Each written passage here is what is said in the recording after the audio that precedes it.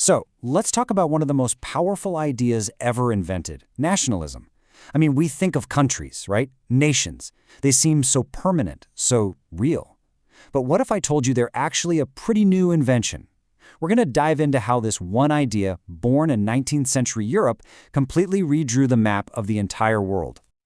Our story really kicks off with this incredible image. It's from 1848 by a French artist named Frédéric Sérieux.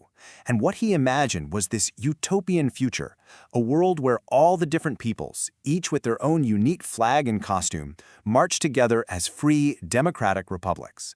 Now, you got to understand, back in 1848, this was pure fantasy. The world wasn't made of nations of people. It was a world of empires, kings, and queens. Okay, to really get what's going on here, we have to talk about this one key idea, the nation-state. See, before the 19th century, your loyalty wasn't to a place called France or Germany. It was to a specific person, a king, an emperor. The idea that the people, a whole group of citizens with a shared culture and history, that they were the nation? Whoa, that was a truly revolutionary thought.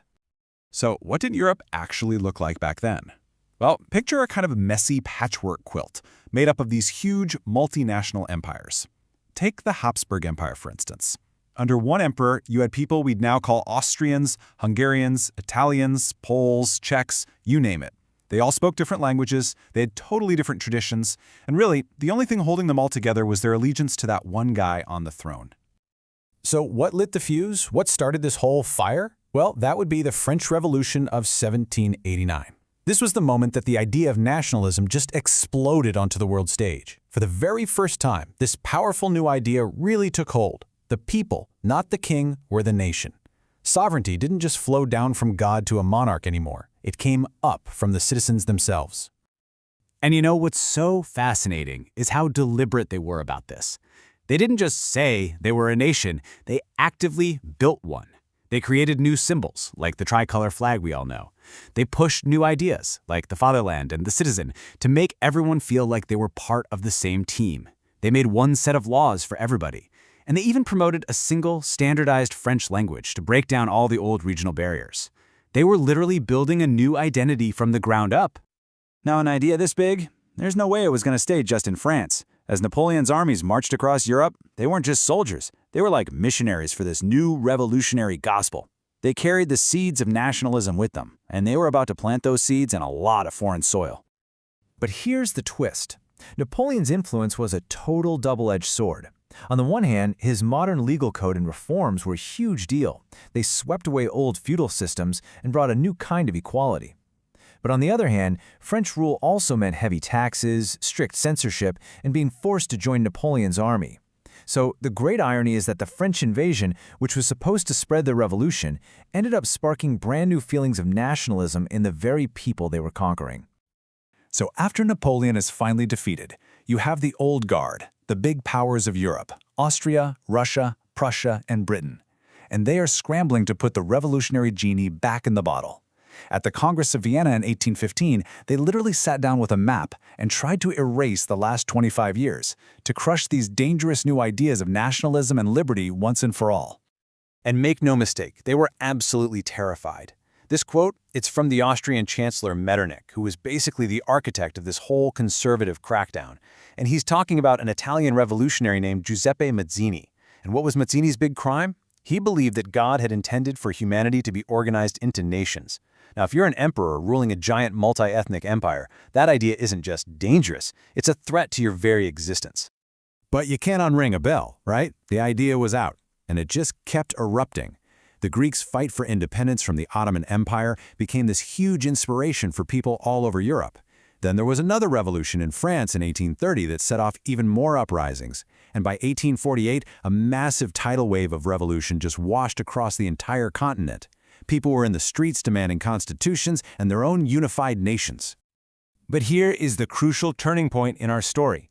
Those romantic, liberal revolutions of 1848, well, they ultimately failed. The old monarchies just crushed them. And this failure, it changed nationalism forever. It was no longer this beautiful dream of poets and students. It was about to become a tool of cold, hard, calculating state power. So that leaves this huge question, right? If revolutions from the bottom up didn't work, how on earth are you supposed to build a nation?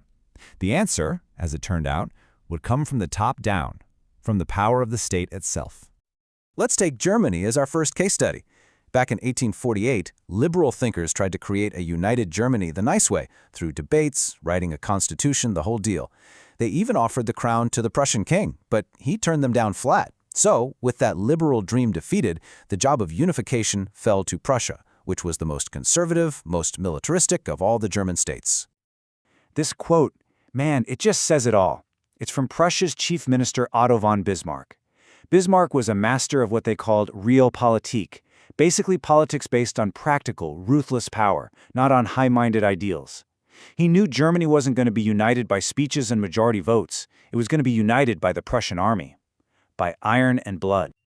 And Bismarck's plan was both ruthless and brilliant. In just 7 short years, he provoked 3 quick, decisive wars. First, he fought Denmark to grab some key territory. Then he turned on Austria to kick them out of German affairs and established Prussia as the top dog. And finally, he provoked a war with France, using the patriotic fervor to rally all the remaining German states to his side. And in 1871, in the ultimate power move, the German Empire was proclaimed in the Hall of Mirrors at Versailles, the very heart of the old French monarchy. Okay, now let's pivot to Italy. At the time, Italy was famously described as just a geographical expression. It wasn't a country at all. It was just a collection of places on a map. You had Austria controlling the north, Spanish kings in the south, and the Pope ruling over the middle. A total patchwork. Italy's unification was basically a team effort, starring 3 incredible and very different figures. First, you had Giuseppe Mazzini, the idealist who first dreamed of a united Italy. He was the heart of the movement. Then you had Count Cavour, the clever prime minister who used diplomacy and crafty alliances. He was the brain. And finally, you had the heroic soldier, Giuseppe Garibaldi, whose volunteer army conquered the entire South. He was the sword. So, you put all that together, Cavour's political scheming, Mazzini's inspiration, and Garibaldi's incredible military victories, and the pieces of the puzzle just start clicking into place. In 1861, Victor Emmanuel II was crowned the first king of a united Italy. A dream that had been kept alive in secret societies for decades had, somehow, against all odds, actually become a reality. But this is where our story takes a much darker turn. Because as the 19th century drew to a close, the very nature of nationalism began to change. That inspiring idea of freedom and self-rule, it started to curdle into something much more aggressive, competitive, and frankly dangerous. So here's what happens. The whole idea of nationalism starts to flip. It stopped being about us getting our freedom, and it started being about us versus them. It became a tool for governments to build power, not for people to gain liberty. Nations were now in this constant, fierce competition with each other, and the great powers of Europe used these nationalistic feelings to justify building massive, globe-spanning empires. And the most explosive place on the planet was the Balkans. You had the old Ottoman Empire, which was crumbling, creating a power vacuum. Into that vacuum jumped new nations like Serbia and Bulgaria, all fiercely competing for land and influence. And then you had the great powers, Russia, Germany, Austria-Hungary, all meddling in the region, using these local rivalries like chess pieces for their own gain. The whole area became a ticking time bomb. And in 1914, that bomb went off. The spark was the assassination of an Austrian archduke by a Serbian nationalist, but the fuel for that fire had been piling up for decades. All of this aggressive, competitive nationalism and imperial ambition.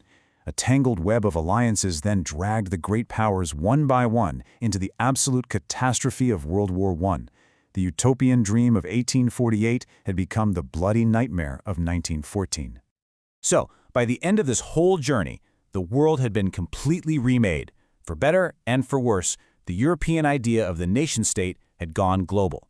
It was now just accepted as the normal, natural way to organize a society. It became the default setting for the modern world. And that leaves us with this big, complicated question. Nationalism absolutely gave us the world we live in today, our borders, our identities, the very concept of a people's right to rule themselves. But it also unleashed some of the most destructive wars in all of human history. It's a powerful, messy legacy that we're all still living with. So what was the true cost of this idea? That's something worth thinking about.